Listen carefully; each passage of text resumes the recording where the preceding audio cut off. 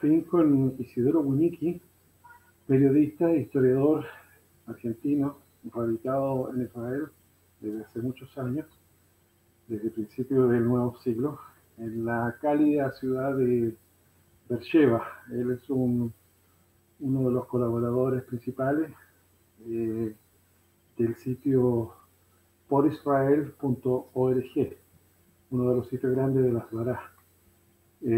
Gracias, Isidoro, por estar hoy día con nosotros.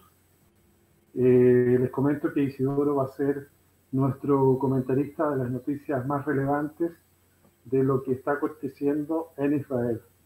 La idea es, queremos centralizar la información, queremos que en un solo lugar ustedes puedan encontrar la información de Israel y del mundo judío, pero desde Israel, por todas las diferencias que se producen y las tergiversaciones de los medios de comunicación, donde muchas veces los que vivimos en Israel nos cuesta creer lo que se comenta porque no coincide para nada con la realidad que vivimos. Israel, te cedo la palabra. ¿Cuál dirías tú que es una de las noticias o la noticia más relevante de lo que ha acontecido en estos últimos días? Bueno,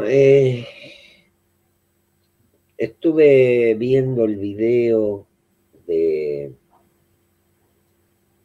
estos artistas chilenos hablando del despojo a los palestinos, manifestaciones en todo el mundo contra lo que ellos llaman la anexión de Cisjordania, también protestas de la Unión Europea, protestas del Vaticano. El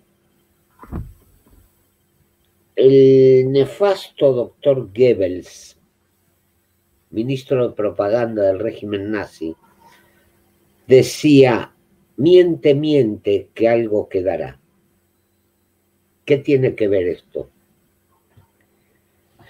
Muy simple. Primeramente, desde hace 71 años se ha ido creando una narrativa del pobre pueblo palestino despojado de sus tierras, el pobre pueblo palestino que fue el habitante original de estas tierras desde siglos y siglos, o sea, desde la época prehistórica. Viene uno de ellos a decir que su familia vivió en Jericó desde hace 10.000 años, cuando se sabe que el pueblo palestino fue creado en 1964 por Gamal Abdel Nasser, junto con un libanés llamado Ahmed Zuhairi y un egipcio llamado Yasser Arafat. Pero no nos vayamos tanto del tema. Ahora van agregando otra narrativa, que Israel quiere anexar todo Cisjordania, quiere expulsar a los pobres palestinos de los territorios que les pertenecen ancestralmente, que Israel no hace caso de las leyes internacionales, que tiene que terminar la ocupación. Vamos a desgranar un poco esto. Primeramente, que no hay ninguna ocupación. ¿Qué es, según la ley internacional, ocupación? Cuando en una guerra un país invade a otro país y le arrebata territorios. Ocupación fue, por ejemplo, la invasión alemana de Polonia, de Francia, que ocuparon países, fueron tierra ocupada. Pero acá, ¿qué pasó en lo que llaman Cisjordania, que es en realidad Judea y Samaria? 1948, guerra de independencia de Israel, el ejército jordano toma militarmente la zona de Judea y Samaria, destruyendo una serie de kibutzim, el Gush Etzion, toma la ciudad oriental de Jerusalén, expulsando a los judíos que vivían ahí desde siglos, y pone ese territorio bajo administración militar. O sea, no anexó el territorio, sino lo tuvo bajo control militar, bajo gobierno militar. En 1967 estalla la Guerra de los 6 días, Israel retoma esos territorios, también los pone bajo administración militar. Cuando firma el pacto de paz con Jordania, Israel ofrece devolverle todos los territorios de lo que sería la autoridad, actualmente la autoridad palestina. ¿Cuál es la respuesta de Hussein de Jordania? No quiero ese territorio, renuncio a cualquier reclamo sobre él, y es más, le quitó la ciudadanía jordana a los árabes que vivían en el lugar. O sea, tampoco hubo una ocupación. Se terminó un gobierno militar y viene otro gobierno militar, el de Israel. Llegan los acuerdos de Oslo, firmados con el aval de las Naciones Unidas y con el respaldo de la Federación Rusa y los Estados Unidos. El firmante, acá hay un detalle bastante interesante. ¿Quién fue el firmante por el lado palestino? El señor Mahmoud Abbas. Él firmó los acuerdos de Oslo. En esos acuerdos se determina que el área llamada Cisjordania, que es Judea y Samaria, se iba a dividir en 3 zonas. La zona A, bajo dominio palestino, bajo gobierno palestino. La zona B, gobierno conjunto hasta que se establecieran las fronteras definitivas. El área C, para Israel. Por supuesto que había que negociar. Una de las condiciones de los acuerdos de Oslo era negociar, no tomar pasos unilaterales. Los palestinos siempre se negaron a negociar. Siempre se negaron a negociar y dieron pasos unilaterales. Ahora, ¿qué pasa? Había que poner fin a esta situación. Más de 400.000 israelíes están en el limbo. Israel iba a aplicar la soberanía sobre un sector del área C que le corresponde, que es donde están todos los grandes asentamientos, llamémoslos así, Ariel, Male Adumim, etcétera, etcétera. Y ahí la gran explosión. Los palestinos empezaron con su mentira, que Israel quiere anexar toda Cisjordania. Ahora bien, para que esas mentiras tengan impacto, tiene que existir grupos que yo llamo de idiotas útiles, que se dejan engañar y salen a atacar sin tener la más mínima idea de la realidad, como ese video de los artistas chilenos, que no tienen la más mínima idea, simplemente se están guiando por la propaganda de los grupos palestinos que hay en Chile y la propaganda de los grupos palestinos de todo el mundo, que mienten descaradamente. Y por supuesto la Unión Europea les cree, y por supuesto el Vaticano les cree, y por supuesto la OEA les cree, todos les creen. Pero en los papeles nadie se preocupa por verificar la realidad. ¿Y cuál es la realidad? Israel tiene que anexar los bloques de asentamientos que le corresponden, según los acuerdos de Oslo, por estar ubicados en el área C. Israel lo único que hace es cumplir con la ley internacional. Ahora, ¿alguien va a obligar a los palestinos a cumplir la ley internacional? No. No. ¿Por qué? Porque para Europa es más cómodo, por ejemplo, seguir enviando dinero a la autoridad palestina para que siga pagando sueldos a terroristas presos o a familias de terroristas suicidas, que decirles a los palestinos, señores, siéntense a negociar. ¿Y por qué es más cómodo para Europa? Porque en este momento están llenos de musulmanes. Los países europeos están siendo tomados por los musulmanes. En América Latina tenemos el mismo problema. Hay cada vez grupos palestinos más fuertes. Ahora me enteré que surgió en Argentina una organización para la liberación de Argentina que está manejada por grupos musulmanes chiitas de la Argentina. Y lo más irónico del caso es que ¿quiénes son los que están tratando de obligar a los palestinos a negociar? Los países árabes del Golfo.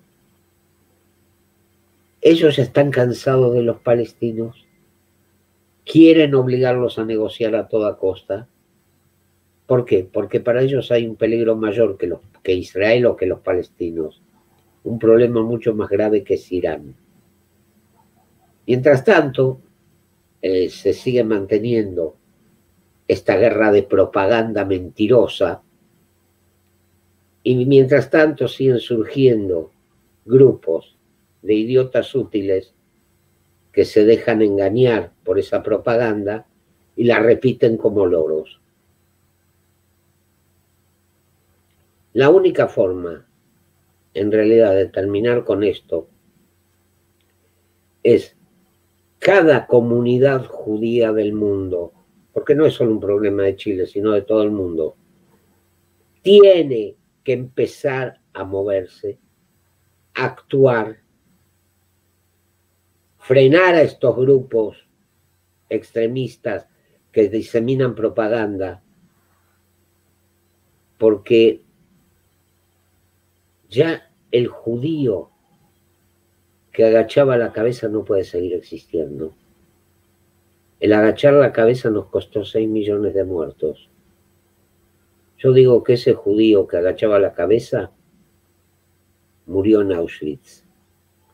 Ahora hay una nueva generación de judíos y ese judío tiene que dejar de tener miedo y enfrentar cara a cara a los que difunden mentiras y demostrarle a aquellos idiotas útiles, como esos artistas del video chileno, que están siendo engañados, que están siendo usados y que la realidad es otra.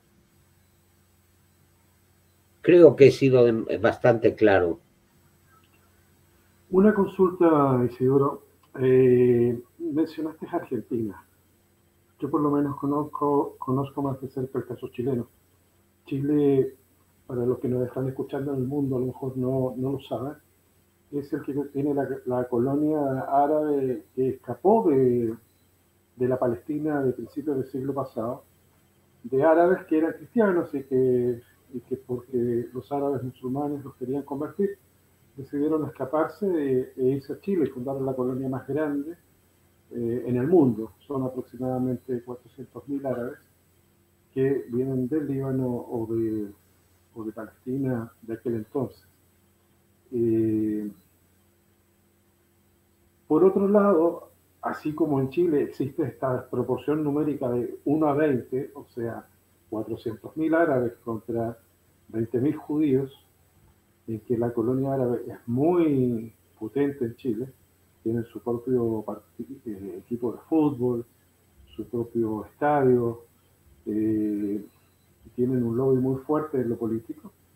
En Argentina vemos que la comunidad judía, a pesar de ser la más grande del mundo después de la norteamericana, poco pudo hacer para prevenir o, por último, castigar a los que atentaron contra la Embajada de Buenos Aires o lo de la AMIA. Vemos el caso del fiscal Nisman, que se atrevió a investigar y resultó asesinado. Entonces, cuando les pedimos al judío que está en Chile o en Argentina, o a sus dirigentes que tienen que empezar a contestar, ¿tú crees que realmente cuentan con las herramientas o están un poco a merced de los gobiernos o de la situación país que les ha tocado vivir? ¿Qué opinas de eso? Mira, el caso de las dirigencias judías, sobre todo en América Latina, es un caso muy triste. Y me duele porque yo me crié dentro de la comunidad judía argentina, trabajé para la comunidad judía en la Argentina. Actualmente las dirigencias están más por el puesto, peleando por el puesto y por conseguir limosnas de los gobiernos que por actuar. No, esto lo digo con todo el dolor del alma. Ya no creo en las dirigencias, pero sí creo en las juventudes judías. Mira, cuando era joven, actuaba dentro de un grupo sionista en la Argentina y veía una juventud que iba al frente, que no tenía miedo, que actuaba. Lo he visto cuando se enfrentaba a Tacuara, un grupo nazi que había en la Argentina que atacaba instituciones judías, y la juventud judía se defendía. Y se llenaban estadios para Yom Ha'atzmaut con banderas de Israel. Y se trabajaba en las NUOT, en las agrupaciones. Pero ¿qué pasó? Esa juventud, una gran mayoría, hizo aliyá, otros se dejaron llevar por la corriente del establishment y nunca actuaron dentro de la comunidad y permitieron que los mismos dirigentes se fueran perpetuando. Como digo yo, cambian de silla, cambian de institución. El que hoy es presidente de una institución, mañana es vicepresidente de otra y pasado vocal de otra. Y esas instituciones en todo el mundo, todas las comunidades, en especial en Latinoamérica, hace que no se pueda crear un frente común contra estos grupos palestinos extremistas. Por ejemplo, una vez hablando con alguien, recuerdo que le dije, si la muerte del fiscal Nisman en la Argentina se hubiera producido en los años 60, 70, que cuando yo actuaba dentro de una seccionista, la verdad se habría esclarecido en días. ¿Por qué? Porque había una comunidad judía fuerte, una comunidad judía que sabía responder a los desafíos del momento, que sabía actuar. Ahora no. Y eso pasa en toda Latinoamérica. Vos hablás de la comunidad chilena. Sabemos que en realidad no es toda la comunidad árabe de Chile la que está detrás de esa propaganda falsa, sino un pequeño porcentaje. Pero la comunidad judía, en vez de salir de lleno a contestar,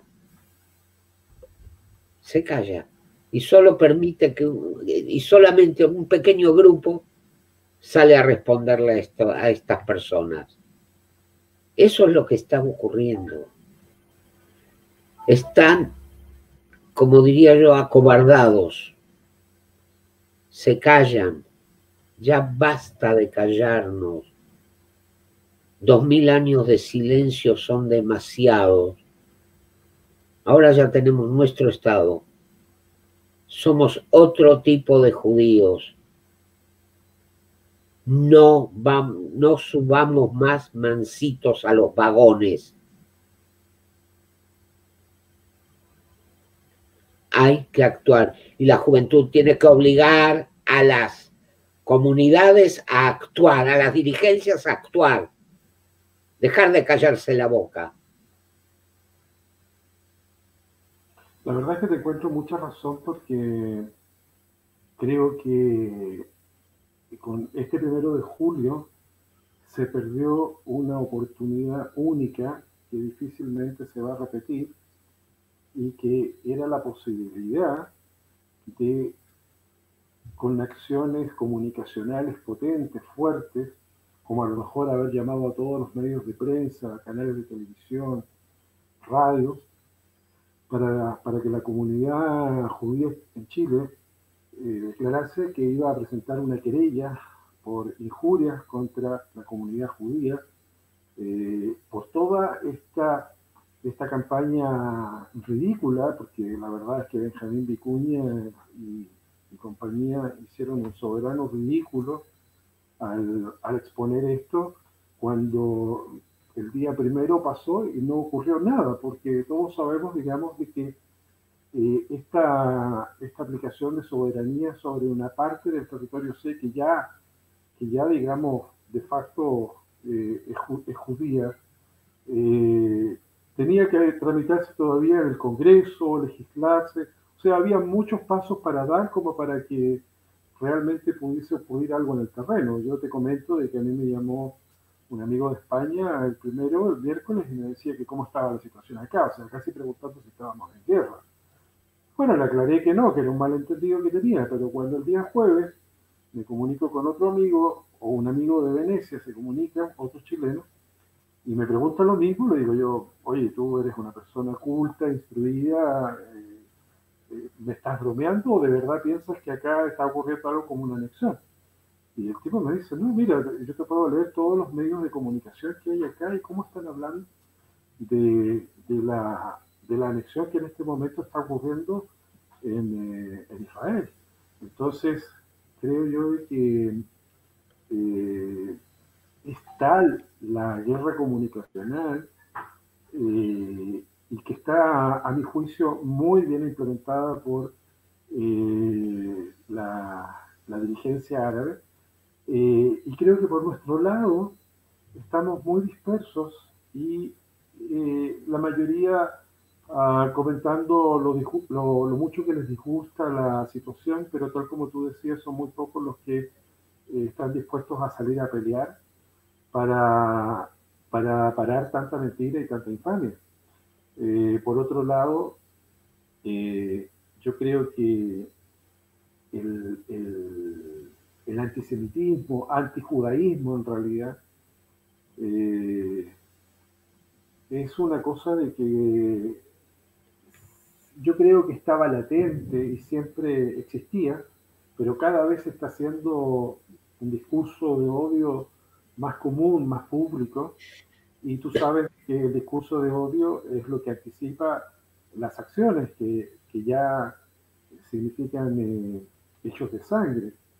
Y es por eso, digamos, de que nos preocupa tanto esta situación que está ocurriendo en particular en Chile, donde vemos una campaña muy fuerte de la Federación Palestina y una respuesta muy débil de lo que es la dirigencia chilena. De hecho, estoy pidiéndole una entrevista al presidente de la comunidad judía en Chile para que un poco nos comente cómo lo ven ellos. A lo mejor nosotros estamos viendo desde acá algo que ellos están planificando, pensando hacer y que no sabemos, pero por lo menos lo que vemos hasta acá es mucha debilidad y cero contestación, porque una carta de respuesta enviada quizás a quién y que no se sabe quién la va a leer, al final en el inconsciente colectivo no logra nada, pero el video que muestra que los palestinos van a ser desalojados, que van a perder sus casas, que van a perder sus tierras, queda en el inconsciente colectivo y genera odio contra la comunidad judía.